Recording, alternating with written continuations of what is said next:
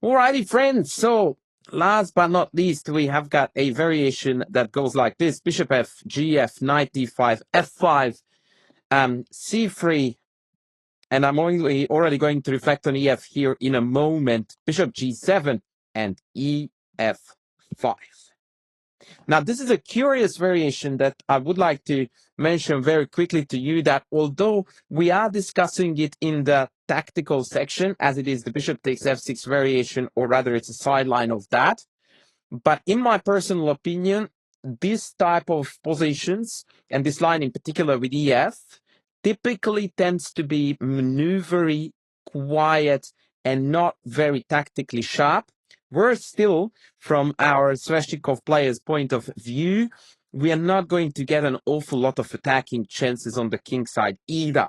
The upside is that we have very fluent play in the center and often even on the queen side, and that kind of balances things out. Now, before we get into the nitty-gritty, a quick two things very quickly to establish. The reason why we start our development with bishop g7, and only after bishop d3 do we play bishop e6 and not the other way around.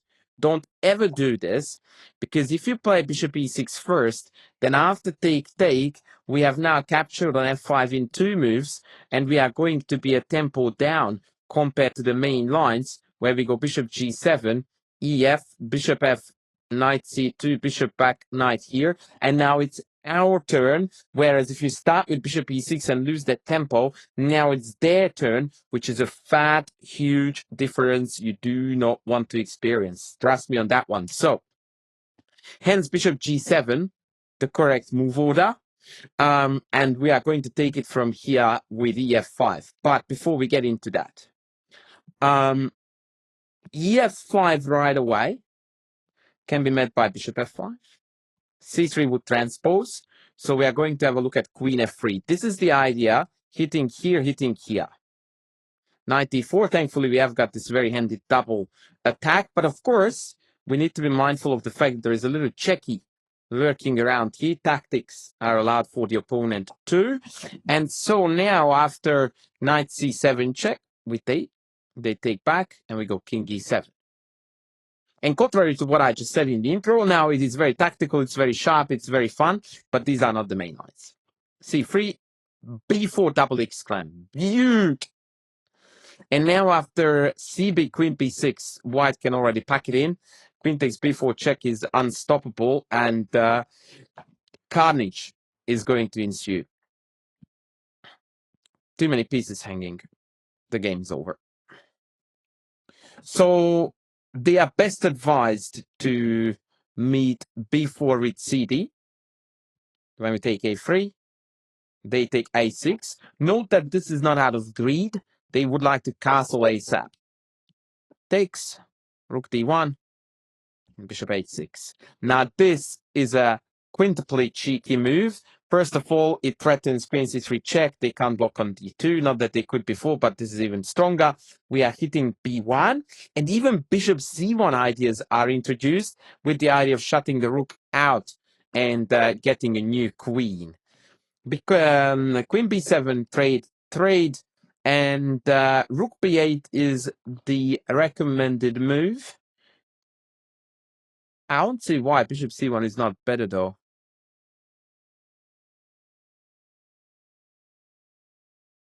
Yeah, I would go bishop c1.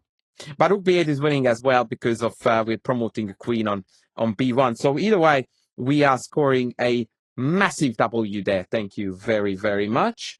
So back, knight c7 not playable. The other check is knight f6. And now we can't take, because then we are going to have a less aggressive situation. So it's best advised to go king e7. Now this is a draw offer. You can take it if you like, or you can go adventurous. And welcome to Sveshnikov, where we casually walk our king out to d5 on move 15 and bear no consequences, because we are Sveshnikov players. We get to do this stuff. King walks back home, check to simplify everything. Now queen d2 is forced. And after the queen trade, we have got bishop pair and a superior endgame. And it turns out that it's actually the white king who is struggling majorly in this position. Yeah. Okay, back to bits.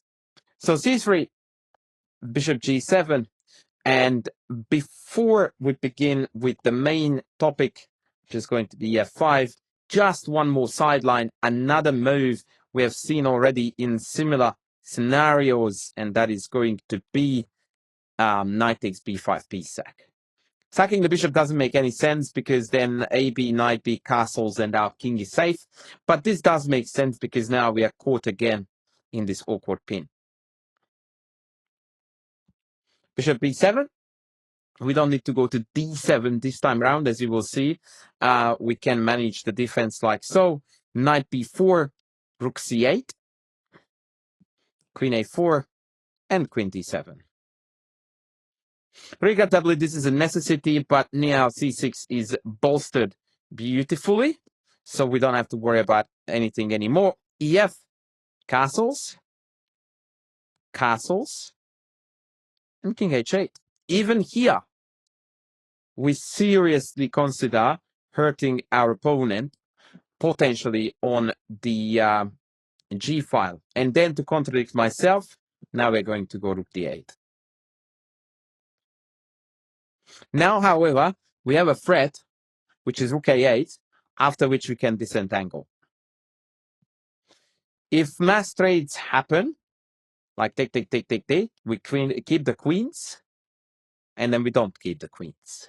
But now we have solid play along the b file, along the a file. Note that now rook takes b3 is a threat. Additionally, e4 is going to come tickling this pawn.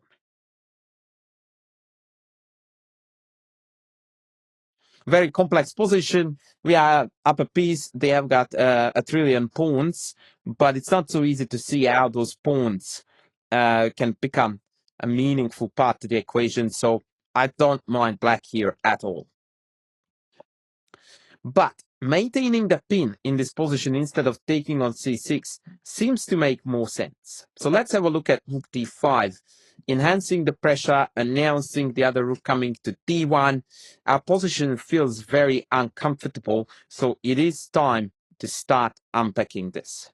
Rook c6. Now the queen can't really retreat because then various queen moves, probably queen c7, and the pin is gone and we are good. So likely take is forced.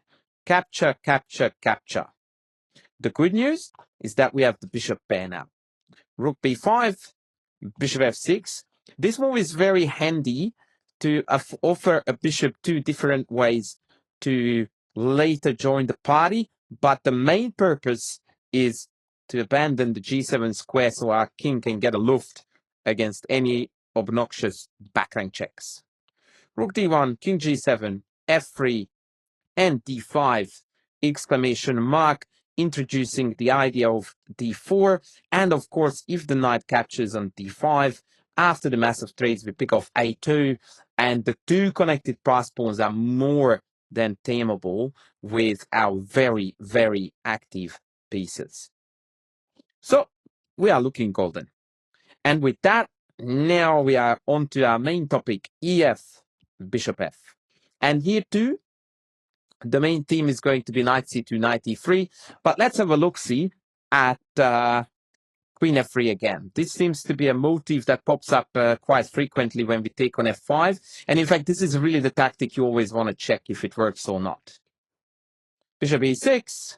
And again, if knight f4, basically the two moves that we need to look at are check on f6 and knight f4, one being checked, the other one hitting the bishop on e6. This is going to be a very interesting and exciting structure. d5, and for the first time, I believe first time, we invite the double e-pawn scenario in the Sveshnikov. We are obsessed with our double pawns, for sure. Please do not castle here, because that would ruin your Grandmaster Nom chances very, very rapidly. So instead, just please play rook g8.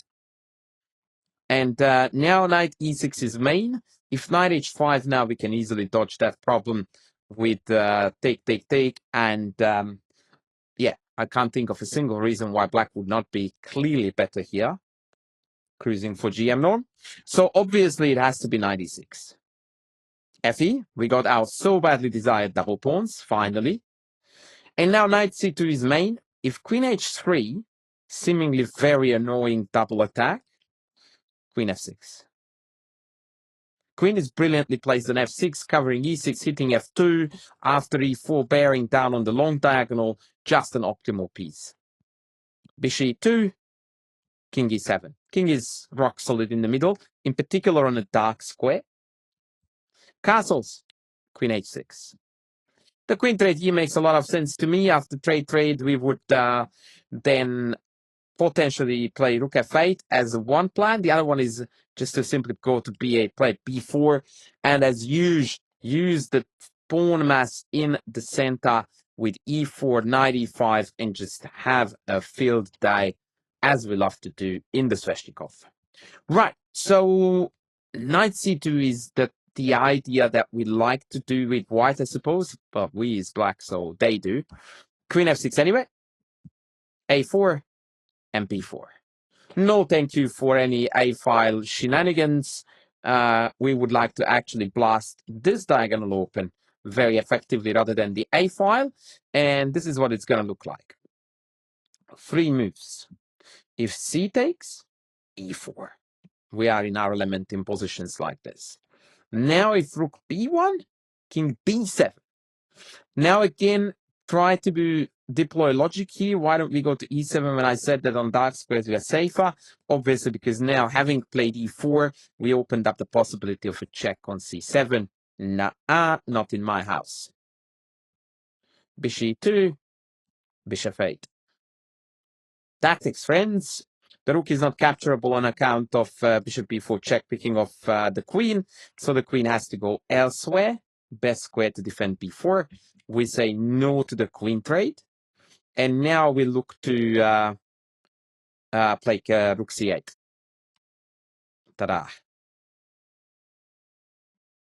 Now queen b3 is already getting mated-ish with knight f3.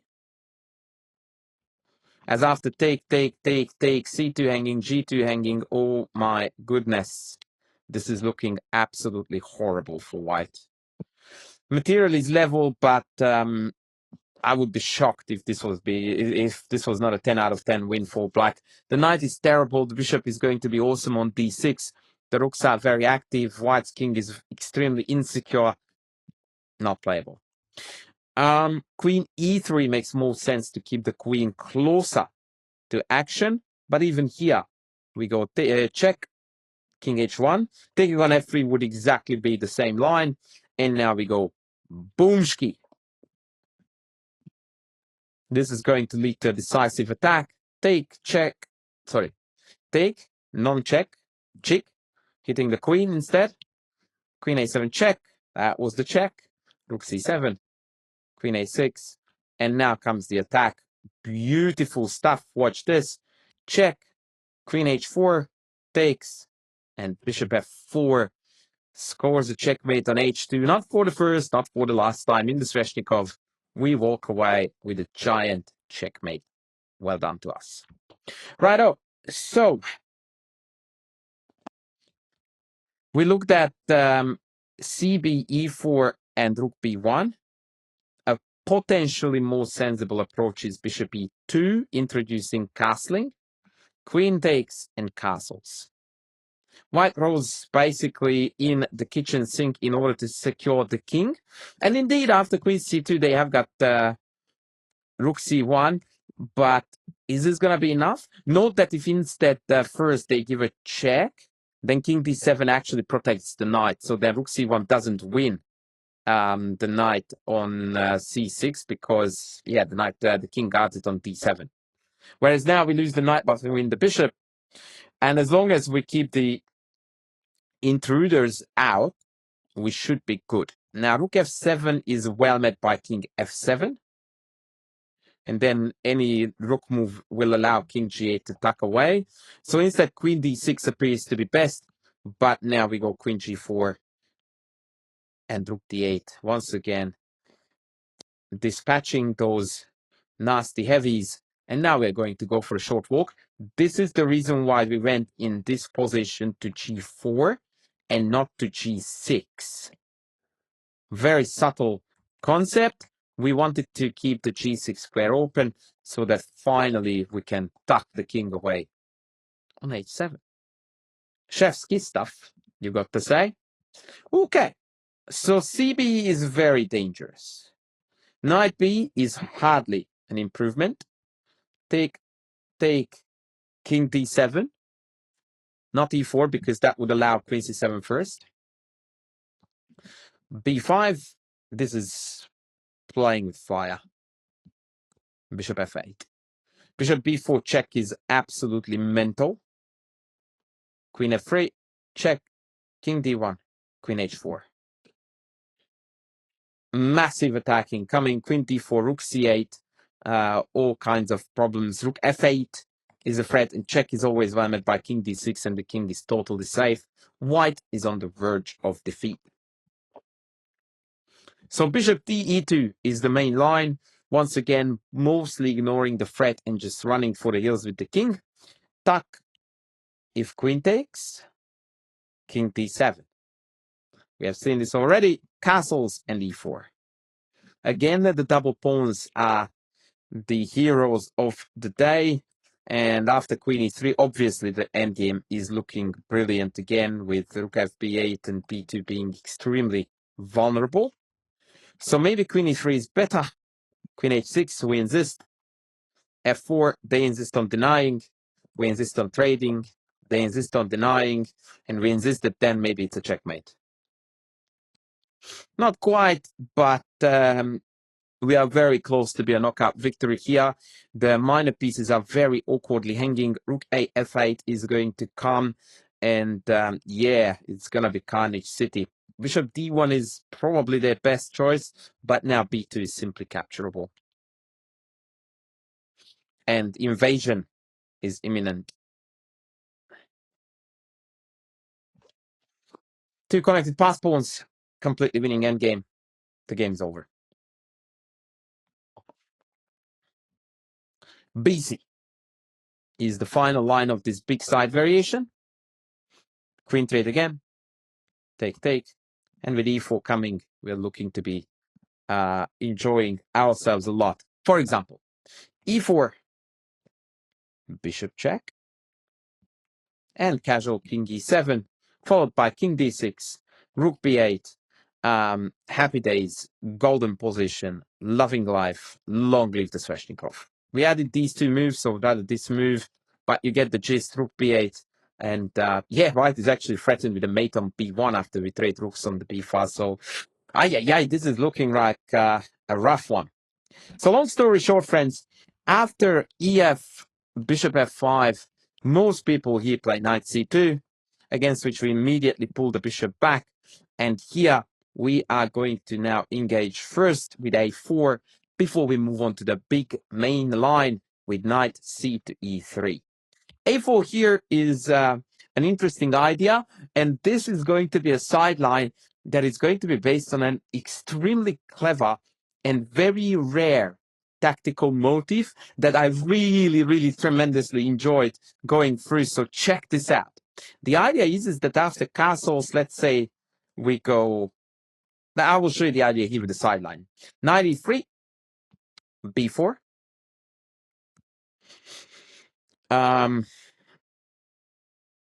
Actually, I'm not going to show you this in this line, but we'll get to it, so bear with me. b4, bishop c4.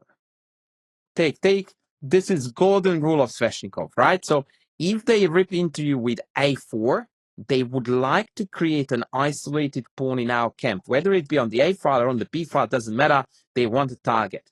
So if this operation fizzles out, right, from White's perspective, into us, creating two isolated pawns, that means that this whole story was a total fiasco for White.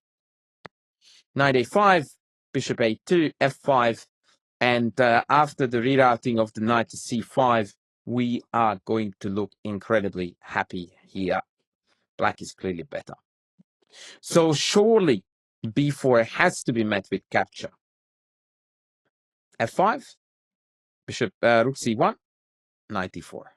That was the whole point of the sacrifice, to make the d4 square an outpost of our knight. Knight c7, bishop e3. Aggression, aggression, aggression. Check, take, and rook c8. Knight ed5, rook f7. Now the c7 knight is a bit silly.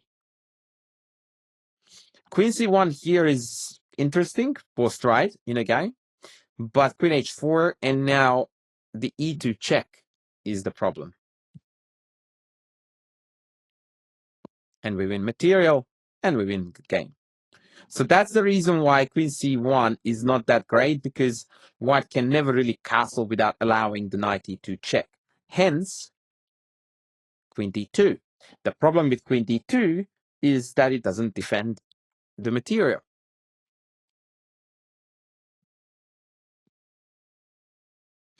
Queen a6.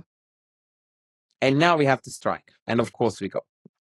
Because if we allow white here to castle, then the passed pawns will win the game for them. But check, we'll keep the king in the middle. We win a pawn. And although materially speaking, it's a hot mess, because of the white king and consequently the rook are so awkwardly placed, we are looking to have a fairly solid game here. The ancients think that white typically can achieve some perpetual check scenarios, but the impression I get is that I would take black here every day of the week, for sure.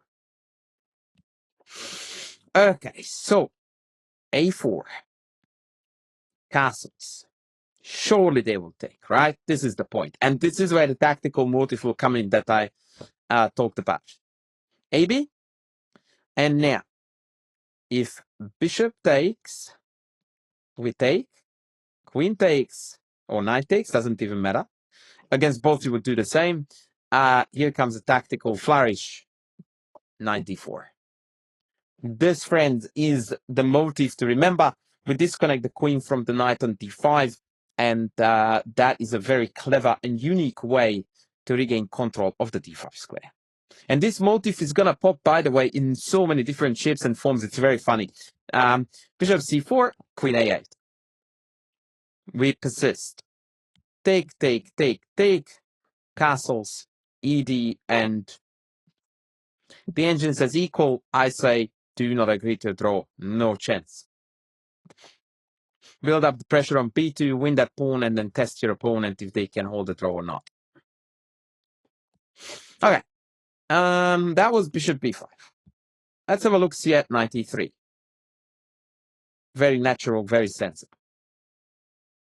Are you ready? Are you ready? Take, knight e4. Anyway, it doesn't even disconnect the queen from the d5 knight anymore, and we still do it.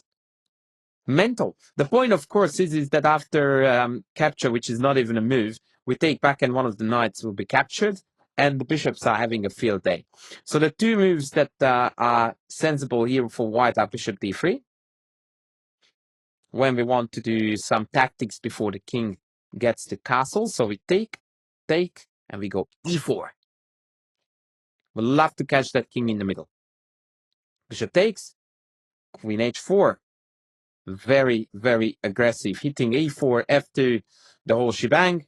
Takes, and once again, material comes off big time, and we get into this endgame where we are up a pawn, but it's 4 isolated pawns. Now our king is quite vulnerable. It's likely going to fizzle out into a draw, but it's 2 results we are playing for here. We either win or we draw it. Loss is not on the cards.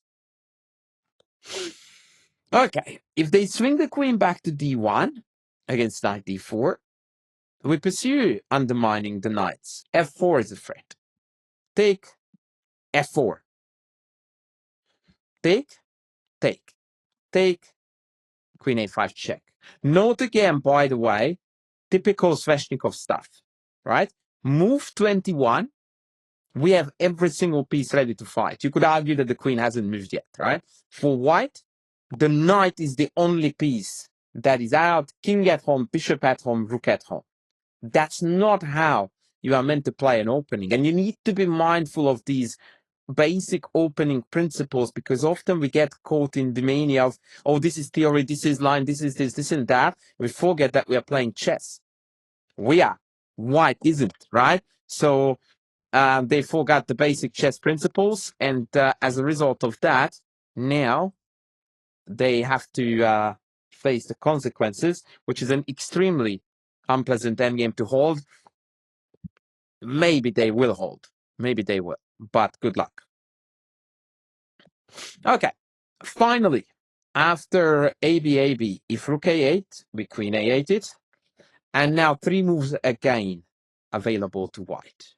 Bishop B5 is going to be met by the not so surprising knight E4. When knight E7 check is even playable, but now G2 is hurting. Don't you love this, Sveshnikov? CD, queen G2, bishop C6. Very clever counterpunch, by the way, hitting the queen, guarding the rook. But luckily we have E4, shutting the bishop out and renewing the threat. Rook F1, and the motive that is going to come now is an absolute banger that I never saw coming until I familiarized myself with the course. Queen G5, trapping the knight on E7, friends. Wow. And black is better. Beaut. Okay. Knight C7. Queen A2.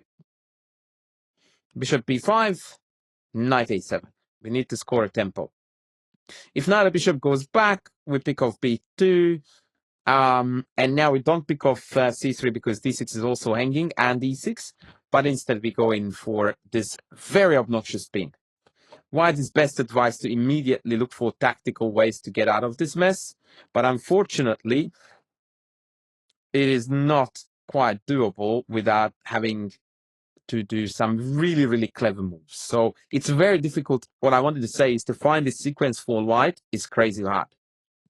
Queen C2, and then Queen A7 loses a piece to Queen E2, but there is Bishop D1 here. And so forcingly, we go into this variation where we don't want the knight on D5. That would be obnoxious, so we don't take C3 just yet. Instead, we play for D5. And in the end of this whole chaos, we are slightly better once we carry out the D5 move, as the white arm is a bit disjointed and the C3 pawn is rather vulnerable.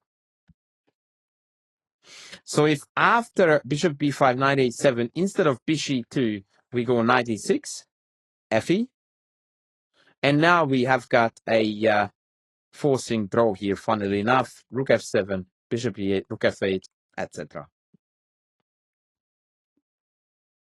Note that E6 is quite annoyingly hanging, knight B4 is threatened, so it's difficult to pull this together. So I think the draw is justified here. And finally, the main line of this subline is knight CE3, when again, our favorite move, knight D4. Now, 2 moves again. Knight C7 is still met by queen A2. When knight takes, bishop D3, queen B2 is still looking mighty fine for us. Castles and rook D8. Again, the same old story that we would rather not allow a knight to stay too long on D5. We are threatening with D5. And if knight D5, as you shall see, we are going to kick that knight with F4. But let's have a look at queen H5 first. I'm trying to kill the sneeze, so I don't sneeze into the recording, but instead talk about it. H6, don't get mated. Knight D5, knight F4. We have to eliminate that knight. Take, queen H4, annoying double attack. Rook A8, queen F4, queen C3, and we are trading toward the draw here. Equal material, the pawns are disjointed, but it doesn't matter. The opposite colored bishops almost certainly secure a draw here. So, if after rook D8 they jump in right away to D5, we right away challenge them with knight F4. And again, the same story. We look to trade queens sooner or later. We allow even h7. This is typical Sveshnikov. Don't be scared of ghosts. Check on h7 when you have a bishop on g7 is nothing more than a check. Do not fear it. Check, no one cares. That's it. No one cares at all. And again, queen trade likely would lead to a draw. White can still try with queen f3, but after b4, it's crystal clear that we have got a very, very annoying initiative. And so white can't, oh, look at that neat idea. White can't dodge the queen trades forever. And once we commit to the queen trade, indeed, it's another draw on the cards. Okay, so knight c7 dealt with. Knight e7 is the next move. King h8, greedy piece win. But before I do that, let's go bishop d3. e4. cd, ed. This can not be bad ever. With two bishops against two knights, king still in the middle. If white can hurt us here, chess is not a fair game. d5, check. Check. And now you already have perpetual check if you want to, but I recommend that you play for a win with d2 instead. King e2, queen b2, de, fe. The irony is that the engine thinks that this is equal to, which means this is equal, but not necessarily between two humans. Note that queen d2 is not capturable on account of the very clever tactic rook f2. So rook f1 is a must, and then we start chasing the horsey, and then we chase the horsey. And now again, you can check out of this game with a perpetual attack, or if you still fancy playing for a win, you can try rook c5. And the point of this very, very cheeky move is that if now they cash in on this, then not for the first time, the knight gets caught in enemy territory. Not bad. Not bad. Okay, so likely CD. That makes the most sense. We take knight f5, check. Again, this is all about the white king stuck in the middle. If now they go queen d2, we go check back. Again, you can bail out with a draw, but I suggest again that you don't do that. That's not why we're playing the Sveshnikov. Queen b2, bishop d3, trade, trade, check. Now on queen d2, we have rook e8, which is super annoying, and you regain the check, regain the knight.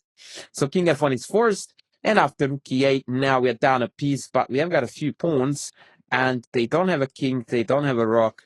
This is not fun. Also note that knight d5 actually loses the knight to queen c4, so this is actually game over, more or less. Yeehaw! And so, the final move, king e2, which already looks horrid, is met by bishop f6. Best move according to the engine, hold them to something or someone, king f3. Oh. b4. Opening the fifth rank, hitting f5. If now bishop d3, then we take, and queen h5 check. And this attack actually is decisive. For example, winning the knight and still maintaining a very, very aggressive attack. I mean, come on. Right? Check, king e4. These are some crazy engine lines, but yeah, it's just silly. King on e4 is just dead. So better probably is bishop, queen d3, try to bring the queen into the defense. When in the same variations, we would have some potential queen blocks. So now we go queen e5, queen e4, bishop e7, and now, if queen e5, take here, and the knight is trapped again. And the reason now is because knight c6, of course, is met by check, and we pick off the horsey. And although white can pick off that pawn on e5, and that pawn on d4, but now bishop a6 is game winning. Or very close to game winning. Now we didn't win the exchange, but white can't move. Very, very fun line. Move 31. Wowzers. Okay, so back to the real deal. 97 instead of queen trade. Rook e8. Aiming to trap the queen now. If knight c6, then... actually, what do we do here against knight c6? Oh, bishop g4 check wins. Does it? No, it doesn't because of queen g4. I have a strong feeling that, just check and we're winning the house. Okay, never mind. It's almost mate instantly. Yeah, it is check king here and then this is over. Okay, so they can't move that. They have to go bishop d3, which is basically defeating the previous line because I can never go rook g8. But now we can just regain the knight. According to the machine, equal. According to me, we are up 2 pawns. Good luck to you holding this. And that, ladies and gentlemen, concludes this absolutely crazy line with a4. And now we are moving on to the main line with knight ce3 and knight e7 and the plethora of white moves available to white in this position, starting with a4 and finishing on the main line with g3. So let's delve into those. So let's begin with the previously mentioned a4 operation, then on to knight e7, bishop e2, and ultimately we will conclude this chapter with the pawn g3 variations. Now, as I explained in the beginning, there is a bit less fun awaiting for us in terms of the standard Sveshnikov stories, and perhaps you go like, but why? And I think the best explanation to this that I have to offer for you is that the absence of the white e-pawn and the absence of one of our f-pawns for it in return kind of shifted the balance a little bit toward the center from the king side. So if you remember, in the previous big chapter, we dealt with a white pawn on d5. I need to make a move for it to be visible. So we had a pawn on d5, and we had an extra f-pawn, right? And so we had these 3 pawns, E and double F on the king side, which was not only a pawn majority, but also a bulky pawn mass on the king side. Instead, now we have a pawn chain or mass on the FED files, which is a bit of a shifting toward the center. Also note that because of these pawns are not doubled anywhere, there is a downside to that, which is that as you push them forward, you create gaps. And those gaps will be felt more so in this scenario, especially in the lines where there's a bishop on g2 neatly covering the king. So because of this reasonably fun dynamic or interesting observation, rather, I should say, as you will see, games will revolve less so around vicious kingside attacks by far and large in this variation, and instead it will be more nuanced, sometimes center, sometimes queenside, sometimes kingside, a bit of a more complex, strategically more wide-ranging scenario. So let's start with a4. We take on d5. I mean, having gone back to e7 makes sense to be followed with knight d5, castles, g3. e4. This move is to open up the diagonal of the bishop toward the queen side, bishop g2 and f5. And here after castles, we had a game between Hakimov and Maletin from 2004 that followed like this. Take, king h8, typical move, queen d2, a5. And this is exactly, in fact, it is the epitome of what I explained to you just then. So no kingside attack, forget about it. It's not happening, right? In fact, white can blockade the pawn on f4. Our pawns have become rigid. There is no dynamic aspects to them anymore. We can't really bank on the pawns rolling. However, we killed the bishop on g2. The d5 square is dominated by a knight, but there's absolutely nothing in its range. Both of our bishops are very actively placed. And white doesn't really have a target to go after. The a5 pawn here and there, but the b2 pawn will be a matching target. And so we have got this dynamic equilibrium where neither side is having a particularly good time, but nor do we have a particularly bad time either. So these are the types of positions that we are going to get quite a bit in this opening scenario with the Ef5 and the knight e3 variations. So that was a4. If knight e7, queen e7, and then bishop d3, this is ill-timed. If white had time to play bishop e4 next, then this would be golden, because then d5, f5 would be both under control of white pieces. In fact, we would be strategically dead lost. But that's not the case, because d5 comes on time. And now e4 comes with the tempo. And now we play rook d8. This is to defend the pawn on d5, as well as threatening with d4 at times. Queen h5, castles. Rook d1, f5. F4 looks feisty, but unfortunately for us, the d5 pawn is a little bit vulnerable. So we need to guard it. And now they go to d2. And this is the second awkward point when we realize that f4 would be lovely to play.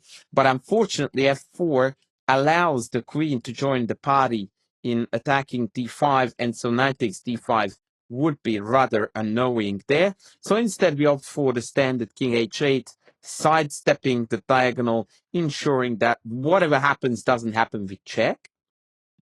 And after rook d1, just when it feels like things couldn't go strategically worse, we offer a queen trade. Why? I tell you why. Because after queen takes, rook takes, now rook f d7 is going to be a very annoying counterpin, like so. And now we are threatening to win the chess game with f4, no less. And actually, the solution to this problem is findable for stockfish, not so much for an everyday human. Rook d4 is absolutely mental. It's a crazy move. The idea is that once we take d4, they can take e6. And now everything is hanging. Rook e7 is forced, and now a pawn drops. The pin is still on, so we negotiate the pin, and we find ourselves in this position where white has got 2 pawns for the exchange. But I still think that it's white who needs to prove that this is actually a draw. I still prefer black. Bishop b6, the king can run to e5 reasonably quickly. Rook d8, rook e8, rook d8 can come to the file. Yeah, I feel like it's still black who is having the easier game here for sure. But again, this line demonstrated very neatly that yeah, now we don't necessarily have that super easy, super fluid, the position plays itself kind of Sveshnikov attack that we also like to play in other lines. Okay, so that was knight e7 dealt with 2. Bishop e2 is our next line. The idea now is that the bishop can step up to f3 every now and then to support a knight. Take, always. Castles. a4. And here we are actually going to play a move against a4 that I don't think we have ever done before. So typically when a4 hits, we either take or we push or we ignore it. And typically when we do, that we use that time for stirring the pot on the king side. And here it's none of the above. We actually have here the very strange looking rook c8. On the menu, the idea being that we want to play rook c5 to dislodge the knight on d5. It looks something like this. Castles, rook c5. Bishop f3, queen g5. Note the super cheeky threat, e4, and we win the piece. So knight e3 is forced, and then we go like, well, okay then, thank you very much. We are going to go in. And black is in the driving seat. Bishop takes, loses to rook d8. Knight d5 loses to e4. Otherwise, we managed to obtain the center. And now, unlike when white does things well in this line, those pawns are now well and truly rolling. So better against rook c8 is AB. Rook c5, bishop f3. If knight b4, then AB, and again, we are ready to play d5, and once we do, life is always sweet, even if it cost us a pawn. Now we have queen b6, queen e2, and e4. Now again, knight on a6 is silly, f5, f4, f3 is incoming. Occasionally, we might even break the center with d4, depending on what white does. Yeah, we got more fun than usual. So, good news. And finally, if after rook c5 it's bishop f3, then we go rook b5. Now b2 is vulnerable. If they defend it, then we strike again the iron while it's hot. Bishop takes, queen h4, our favorite move to continue. And after bishop f3, take, the check ensures that the white king is going to stay in the middle, where problems will basically be the most frequently occurring entertainment. Rook e5. Bishop is on d5 now. Queen trade is clever. Only way to save the day. Take, and all of a sudden our h6 bishop is hanging too. Very nifty subtlety. Bishop d2, c4, rook b2. White is almost equalizing here, but not quite yet. Not quite yet. Bishop b4, bishop c5 is our main plan to regroup against f2, either here or here, and pester that king while we can. Objectively should be a draw, but good luck for white. So smarter is castles to abandon the b2 pawn. We don't take it though. We first go a5 to secure our own pawn. b4 takes. Now, obviously, pawn takes is not playable because of bishop d5. Queen d3 is the plan, and the exchange. Saccharino. Now, queen b5, bishop f3 is almost certainly terrible news for white. Then we pick off c3, and yeah, white is not going to win that game, that's for sure. So bishop d5 is the better way to go, and now we are a pawn to the good. This should be fine. More than fine, in fact. And main line, folks. Main line with g3.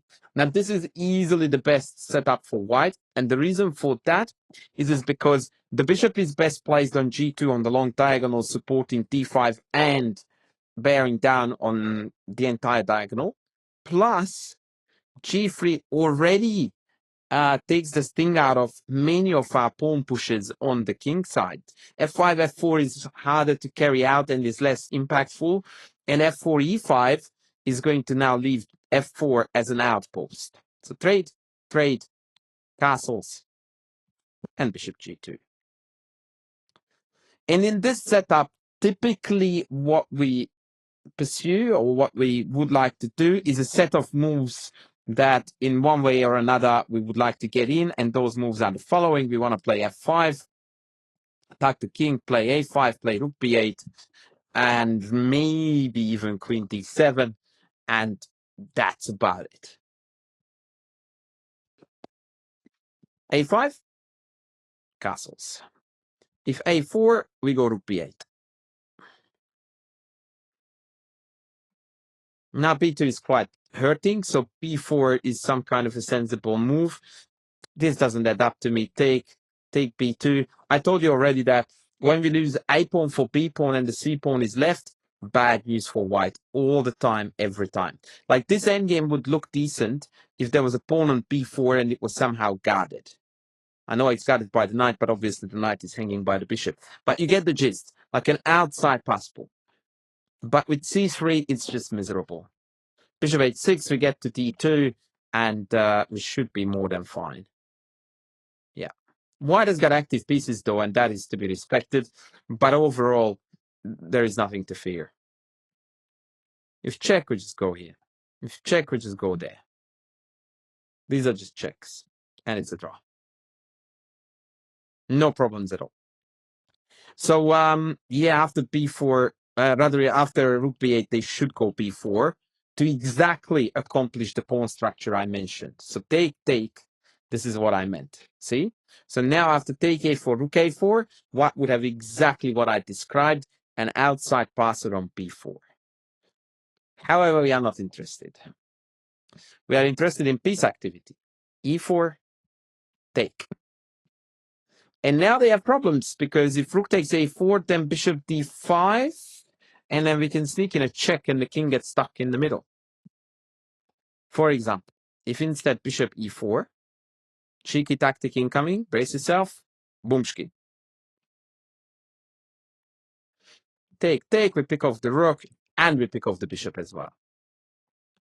And we have a much better endgame because of the a4 passer. So after e4, rook a2, ba, best advice to play castles to secure the king. But now we defend e4. And although white did manage to get the b4 pawn as a passer, but the cost they had to pay is that the g2 bishop is now not part of the equation. And so it's a lot harder to nurse the pawn and even to hang on to that pawn. It's unclear, actually, whether that's going to be an asset or a weakness. So castles is the more typical move. White first completes development before engaging with any pawn moves whatsoever. Rook b8. Once again, the typical moves. Now a4 is done dusted. And queen h5. Now there is a wide range of scenarios available to white here. For example, a3, f5. Queen d2, king h8. You can see how bit by bit I'm ticking all the boxes of the moves that I told you that we aim to do in this line. Rook d1, queen d7, and this is going to be a transposition into our main line, so I will discuss this later. I will put forward as much as here typically white wants to drop the knight back from d5 and hunt out d6 pawn.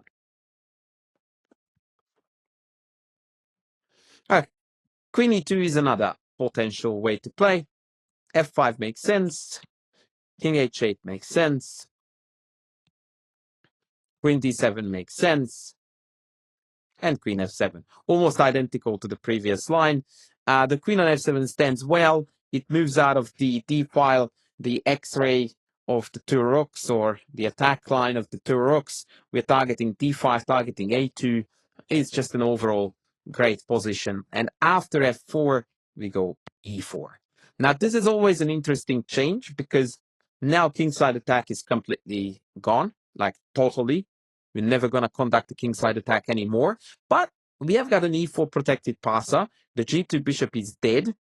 And queenside play is now going to become the main plan here for us, quite surprisingly. But you can see how neatly all of our pieces are geared towards queenside play for once in the Sveshnikov. And we take what we can. Rook c5 is going to kick the knight at d5, and white is facing problems here. Queen d2 instead of e2 is a smarter alternative because it immediately lines up the queen with the d6 pawn. If a4, same old, take, b4, take, and e4. It's almost identical to the previous line, or not previous, but the line we looked at before, where white played an early b4, and now d5 is hanging, b4 is going to be vulnerable. We know the story. Knight f4, bishop g8, typical retreat. It's safe, it's sound, it's good. Rook a5, take, and now black is a lot better. That pawn is going to roll all the way to d3, and good luck, Chuck, to survive that for white.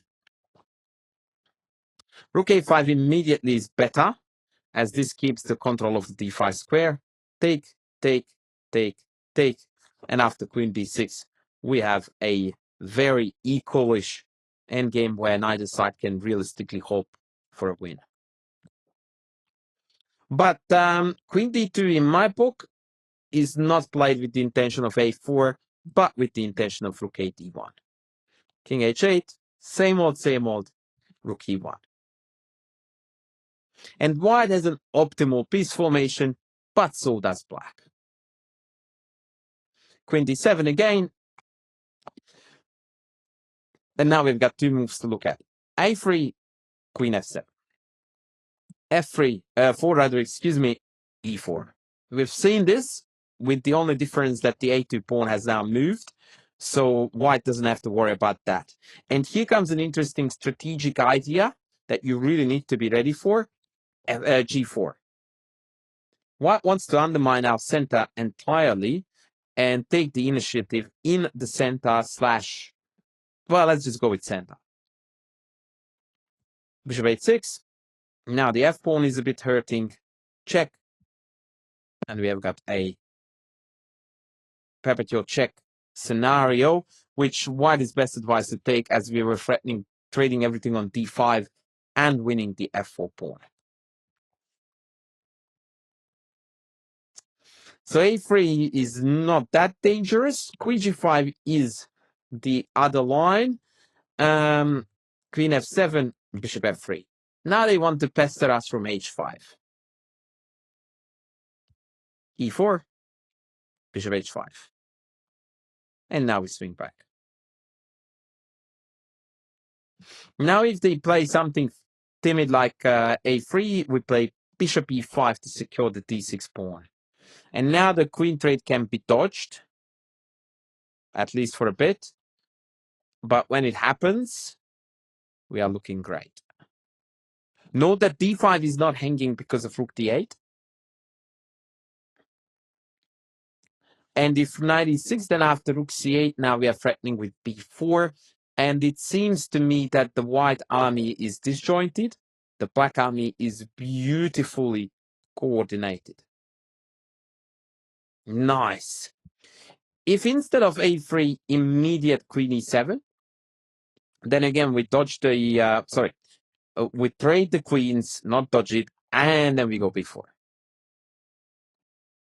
Note that we don't care about d6 because a2 is also hanging. Take, b3 to avoid the drama on a2, rook b7, knight d5, and bishop g8. A very nice prophylactic move to ensure that knight f4 never hits us with the tempo. And what we want to do is simply pile up on the weak a2 pawn and have a jolly good time. Right, so the final big move, queen h5. Obviously, the queen is standing most intimidating on h5, covers a lot of weak light squares, and paves the way for a subsequent rook d1. Said rook d1 can be achieved by both rooks. f3 seems to me to be rather illogical, unless you want a double, in which case it doesn't matter. Bishop f7, we have seen this idea before, kicking the queen, which now has a lot of squares to go to. If queen retreats to e2, we keep on poking at the rook and pester it. f4, and now we take. Thus, white loses the defender of the f4 pawn. Thus, white loses the f4 pawn. Endgame. And we are up a pawn. Nothing bad can happen. Likely draw, but we can try. Queen d1 is also interesting. Now, obviously, they want to push us on d6. For example, knight e3 would be a nasty double attack on f5 and d6. So dodge. a4. And this is potentially the other only justification of favoring rook f to d1 rather than a. So now if we went with the a rook and this rook were on f1, then this a4 idea would not make any sense. As is, it does. Bishop h5. Keep on poking the bear. Queen c2, bishop h6. Very annoying. Those bishops are doing God's work in ensuring that white never gets to build up the optimal positional pressure. Bishop take, and bishop f7. And f4 is again a juicy target. Rook f2, ba. Now b2 is going to be also looked at by the b8 rook. Trade, and rook b5. It feels like white is trying to guard too many things. The f4 pawn, the b2 pawn, the knight on d5. It's just too much. And here Stockfish actually reckons that white should bail out with this draw. Okay. Finally, queen h3. Strange square for sure. Queen g5, defending f5, hitting d2. Now we have got bishop h5, bishop g4 ideas. We have got f4 ideas. So they need to look out. f4, we take, and queen g4. Threatening to, well, not threatening, but planning to reunite the pawns if queen trade. Rook f1 and b4. Remember, in this line, we tend to look at the queen side every now and then, whenever possible, to find play there, since the king side seems to be barren territory for the time being for an initiative for us.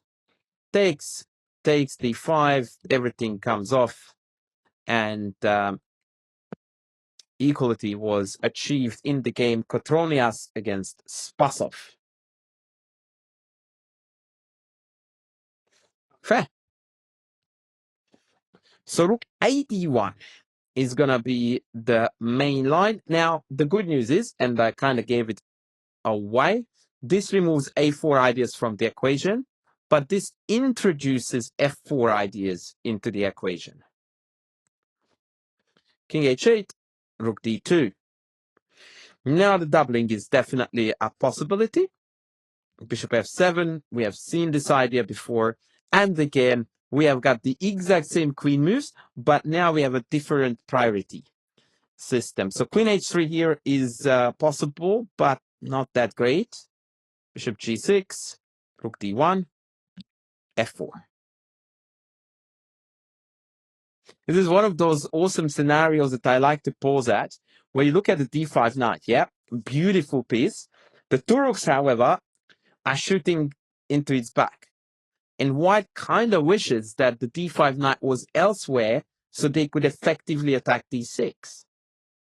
And as amazing as the d5 knight is on d5, it has 0 moves. It's absolutely incredible. Can't go, because it's illegal. Can't go, and cannot go.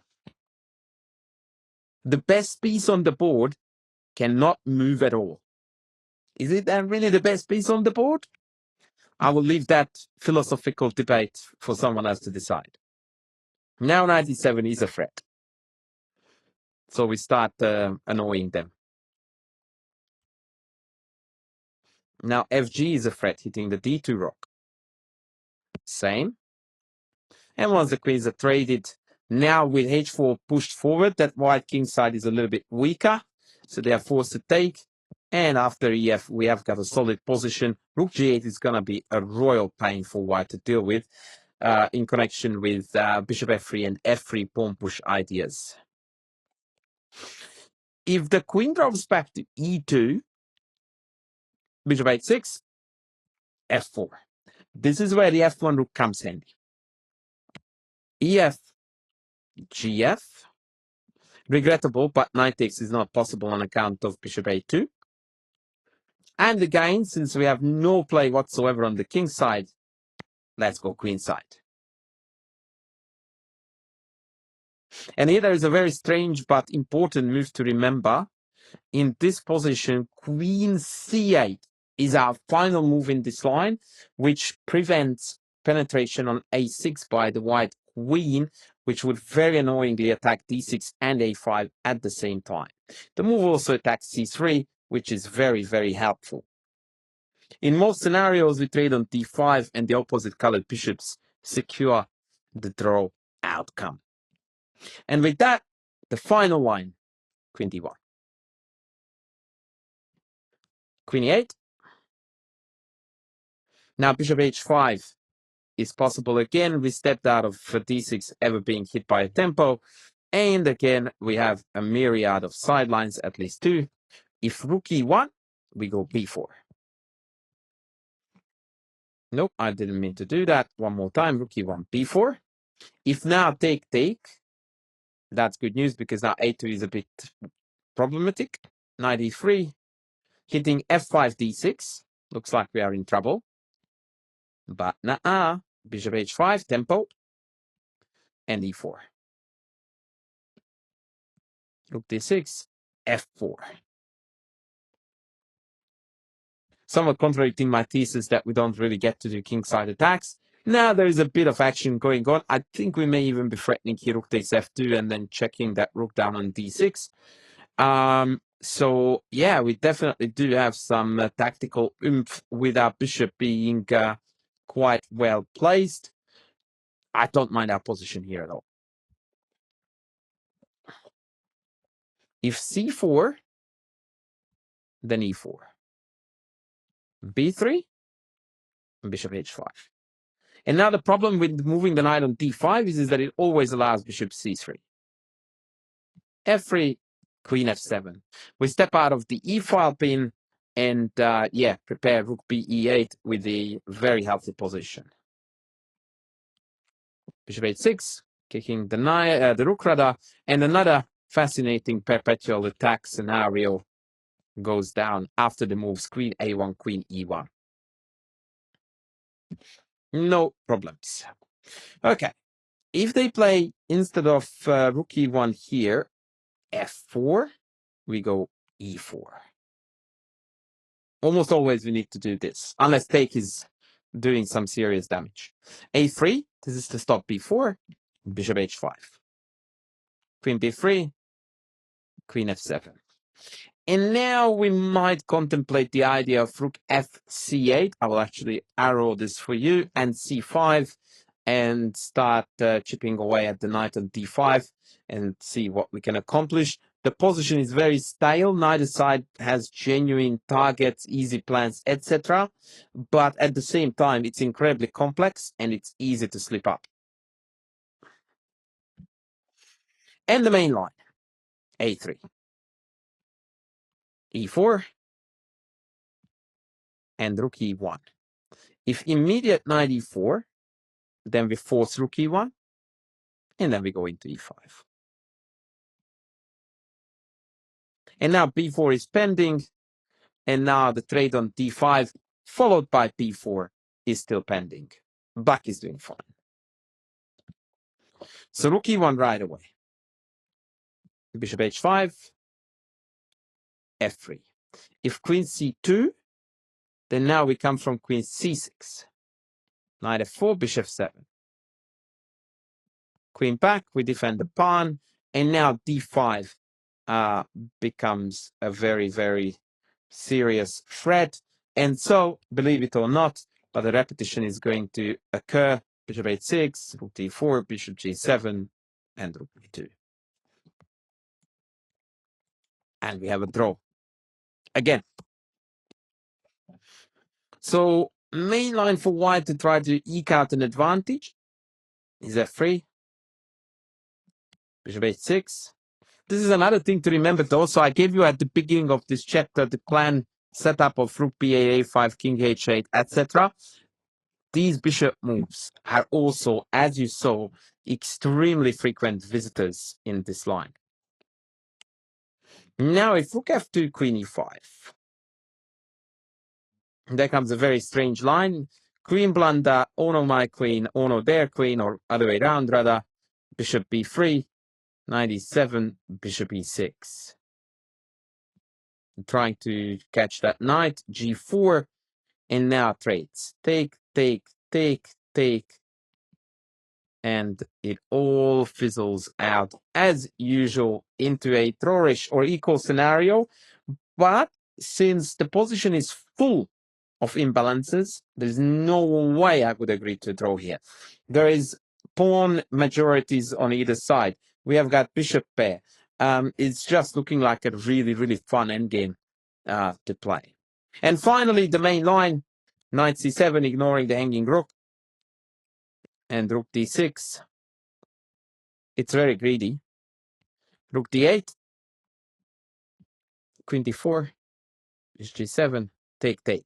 Now, this is through and through Sveshnikov. We sack the pawn, we have got beautiful piece activity, and the white pieces are really, really disjointed.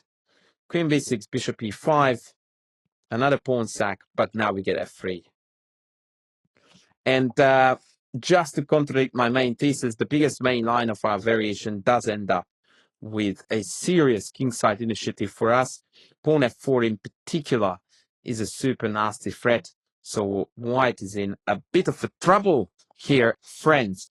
And this brings us to the end of the Ef5 variation. Like I said, here plays a little bit less intuitive, a little bit less Sveshnikovian, if you will, but you know, it is another valid line, another system that we need to learn. And with that, if that was a bit of a dampener in your enthusiasm, then let me remove that dampener, because this chapter is over. And next up, we are going to look at the namesake chapter of this very course, when we are going to look at the Renegade Sveshnikov, those wilder alternative lines for black, if you really want to spice things up. Can't wait to begin.